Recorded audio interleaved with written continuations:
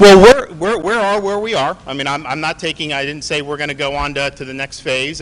We've done a step-by-step approach, and it was an approach that's been reflective of the unique situation of each area. So, for example, South Florida, they've been on a different schedule. They've been on a much slower schedule. They also are having the biggest outbreak still, even with that slower schedule. So that's the way, it's been done. We never anticipated necessarily doing anything different in terms of the next phase at this point anyways. So we are, we are where we are. Obviously, South Florida is where they are. I think the main thing is just for folks to, look, in May, if you remember, end of April, May, all the way through, coronavirus was relatively quiet in Florida. You had manageable cases. Our positivity rate was 4 or 5% consistently. We had nursing home outbreaks. We had issues we were dealing with. Obviously, we were testing all the nursing homes, very important.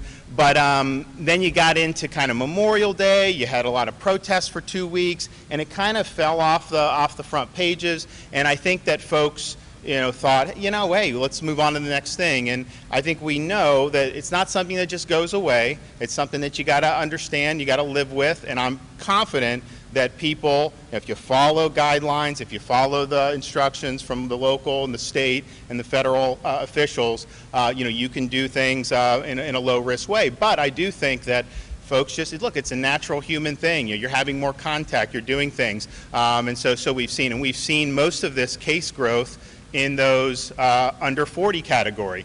And look, they are less at risk, there's no doubt about it.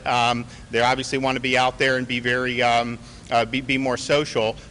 You can do little things that will make a difference. I mean, we have everyone, wearing a mask because they're not 6 feet, and so that's an appropriate thing to do. Obviously, avoiding really close quarters, particularly indoor with poor ventilation, that is going to be a situation where you're going to have more spread. Avoid big crowds. I know we have seen some big crowds, over the last few weeks, but the more you can minimize that, the better.